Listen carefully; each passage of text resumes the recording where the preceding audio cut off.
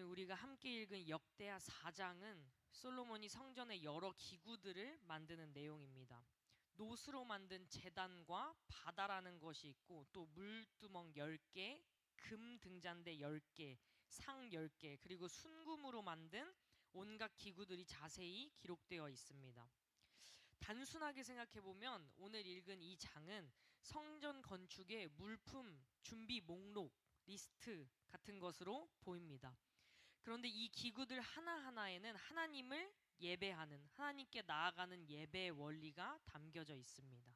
이 기구들은 그냥 장식이 아니라 모두 예배를 위한 것이었습니다.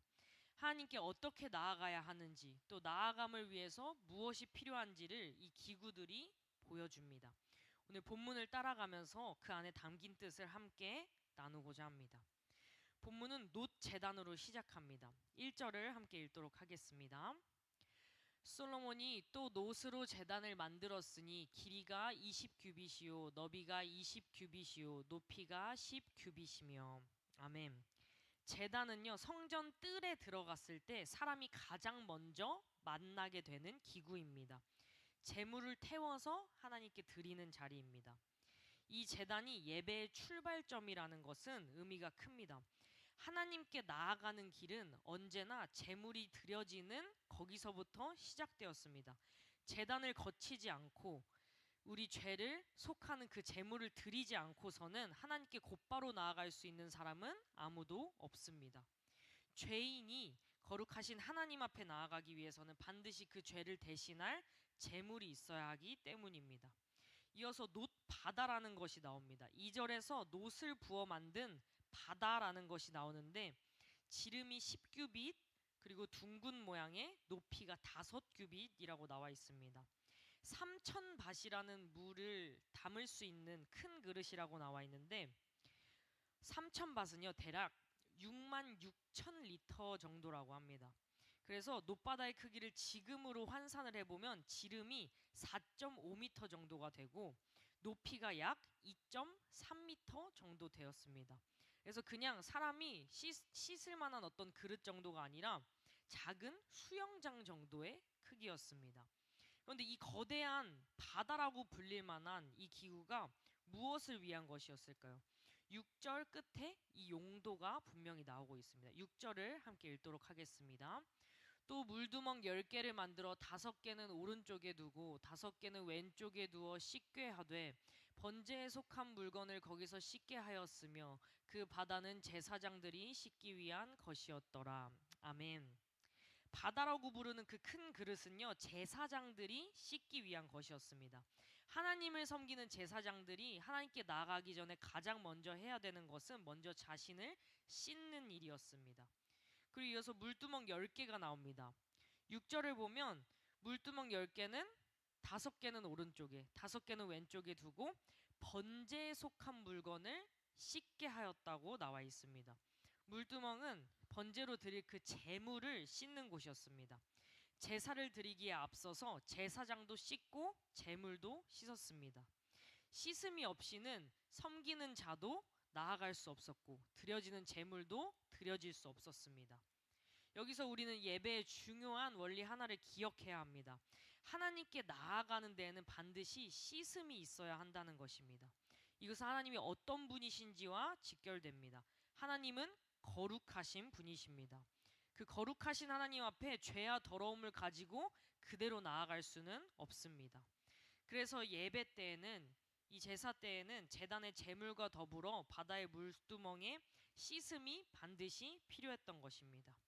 죄를 대신한 제물이 드려지고 또 나아가는 자와 드려지는 것이 함께 씻겨졌습니다. 그런데 놋바다의 물이 씻은 것은요, 그냥 제사장의 겉모습이었습니다. 겉부분이었습니다. 손과 발과 몸의 더러움을 씻은 것이었습니다. 그러나 사람에게 진짜 문제가 되는 것은 그 더러움은 겉이 아니라 속에 있습니다. 우리 마음의 죄, 더러움이 안에 있는 것입니다. 물론 아무리 몸을 씻어도 이 마음의 죄의 더러움은 씻겨지지 않습니다. 시편 51편을 보면요, 다윗이 밧세바와 동침한 후에 하나님 앞에 정결케 해달라는 간구를 하게 됩니다. 51편 7절을 보면 다윗의 그 간구가 나와 있습니다. 함께 읽도록 하겠습니다. 우슬초로 나를 정결하게 하소서. 내가 정하리이다.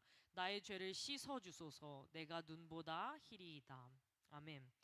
다윗이 구한 것은요, 나를 정결케 해달라고 한 하나님 앞에 간구한 것은요, 단순히 몸을 씻게 해달라는 그 겉에 씻김이 아니라 죄의 씻음이었습니다. 영의 씻음이었습니다. 하나님 앞에 나아가는 자에게 가장 절실하게 있어야 하는 마음은요, 이 죄에 대한 씻김, 정결케 됨입니다. 본문 이어서 씻음 다음에 할 것들을 기록합니다. 씻음으로 정결하게 된 자는요, 이제 하나님 앞에서 무엇을 하는지 보여줍니다. 7절을 보면 금으로 만든 등잔대 10개를 내전 안에 두었습니다. 등잔대는 성소 안을 밝히는 밝은 빛이었습니다. 또 8절에서는 상 10개와 금대접 100개를 만들었습니다. 이 상에는요, 진설병이라는 떡이 올라가는 것이었고 하나님 앞에 놓아두는 떡을 두는 상이었습니다. 빛을 밝히고 떡을 차려놓는 것이 하나님 앞에서 이루어지는 섬김과 또 예배였습니다. 이 순서가 있습니다. 제사장들은 섬김을 시작하기 전에, 제물을 드리기 전에 먼저 바다에서 자신의 몸을 씻었습니다. 그리고 씻은 몸으로 나아가서 제단에 나가 제물을 드렸습니다. 제물을 드릴 때에도 제물을 깨끗이 씻어서 제단 위에 올렸고, 그리고 그 후에 성소 안으로 들어가게 됩니다.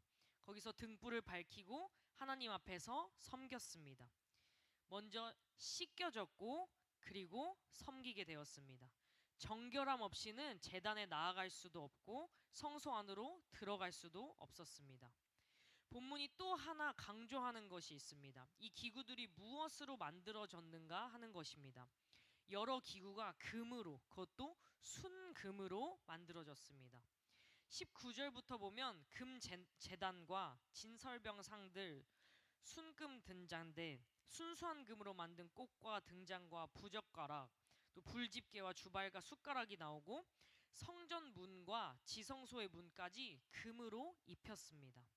그리고 18절은 이렇게 기록하고 있습니다. 함께 읽겠습니다.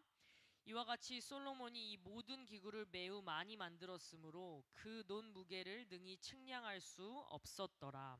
아멘. 측량할 수 없을 만큼의 놋과 순금으로 된 기구들이 성전을 가득 채웠습니다. 이것이 무엇을 말하냐면요, 하나님께 드리는 예배에 가장 좋은 것들이 쓰였다는 것입니다. 남는 것이나 값싼 것이나 흔히 굴러다니는 것이 아니라 가장 귀하고 가장 값진 것을 아낌없이 하나님께 드렸다는 것입니다. 성전의 작은 기구 하나, 숟가락은 정말 작잖아요. 그 작은 기구 하나까지 순금으로 하나님 앞에 귀하게 준비했다는 것입니다. 이 정성을 보면요, 하나님을 향한 예배가 우리 가운데 어떠해야 하는지를 알 수 있습니다. 11절과 16절을 보면 이 기구들을 만드는 사람은 후람이라는 사람이었습니다. 그가 솔로몬을 위하여서 하나님의 성전에서 할 일을 마쳤다고 기록하고 있습니다. 한 장인이 자신의 재능을 다하여서 성전의 기구를 정교하게 만들어냈습니다. 하나님을 향한 이 예배의 준비에는 사람의 정성과 수고가 반드시 담겨 있습니다. 하나님이 받으시는 예배를 위해서 사람이 드리는 최선의 수고가 그 안에 담겨 있었습니다. 정리해보면 거룩하신 하나님 앞에 나아가려면 씻음이 반드시 있어야 합니다. 이것이 오늘 본문이 놋바다와 물두멍을 통해서 우리에게 말씀해주고 있습니다. 그런데 우리를 씻는 것은요, 놋바다의 물 따위가 아닙니다. 물은 겉을 씻을 뿐 죄를 씻지는 못합니다. 우리를 씻는 것은요, 예수 그리스도의 보혈입니다. 요한일서 1장 7절은 이렇게 말씀하고 있습니다. 함께 읽겠습니다. 그가 빛 가운데 계신 것 같이 우리도 빛 가운데 행하면 우리가 서로 사귐이 있고 그 아들 예수의 피가 우리를 모든 죄에서 깨끗하게 하실 것이요. 아멘. 구약의 제사장이 물로 씻고 나아갔다면 우리는 그리스도의 피로 씻음받아 하나님 앞에 나아갑니다. 그러므로 우리가 하나님 앞에 붙들어야 할 것은 분명합니다. 나의 깨끗함이나 나의 공로나 나의 잘남이 아닙니다. 나를 씻으신 예수 그리스도입니다. 우리는 스스로 정결해서 하나님 앞에 나아가는 것이 아니라 씻음 받았기에 은혜로 나아갑니다. 그러니 죄 가운데 있다고 해서 하나님께 나아가기를 주저할 필요가 없습니다. 우리를 씻으실 분이 반드시 계시기 때문입니다. 동시에 그 씻음을 값싸게 여겨서는 안 됩니다. 죄를 가볍게 여겨서는 안 됩니다. 그 씻음은요, 하나님의 아들 예수 그리스도의 피로 이루어진 것이기 때문입니다. 또 한 가지 기억할 것은 하나님은 최고의 것을 받으시기에 합당하신 분이십니다. 성전의 기구가 순금으로 만들어진 것은 하나님이 그런 예배를 받으실 분이시기 때문입니다. 그러니까 우리는 하나님께 드릴 때 남는 것으로, 지친 끝에 겨우 남는 것으로 드리지 않아야 합니다. 시간도 물질도 마음도 다른 데 먼저 쓰고 하나님께는 마지막으로 남는 것을 드리기 쉽습니다. 그러나 하나님께서는 우리에게 가장 먼저 좋은 것을 허락하셨습니다. 그 아들까지 아끼지 않고 내주신 분이 바로 우리 하나님이십니다. 그 하나님께 우리가 남는 것이 아니라 가장 귀한 것, 가장 좋은 것, 우리의 전부를 드려야 하는 것이 당연하고 마땅합니다. 이 아침에 우리가 한번 생각해 봤으면 좋겠습니다. 나는 무엇을 의지하며 하나님 앞에 나아가고 있는가? 나의 의로움인가? 그리스도의 보혈의 은혜인가? 또 나는 하나님께 무엇을 어떻게 드리고 있는지 한번 생각해 봤으면 좋겠습니다. 지치고 힘들어서 남는 것을 드리고 있는 것은 아닌지, 아니면 내 마음과 정성을 다해서 하나님 앞에 귀한 것으로 드리고 있는 것인지 돌아봤으면 좋겠습니다. 우리가 그리스도의 피로 씻음 받아서 담대히 하나님 앞에 나아가되 우리의 가장 좋은 것으로 정성을 들여 하나님 앞에 나아가길 소망합니다. 그렇게 하나님 앞에 항상 예배자로 하나님 앞에 귀한 모습으로 살아가는 저와 여러분 되기를 주님의 이름으로 축복합니다. 기도하겠습니다.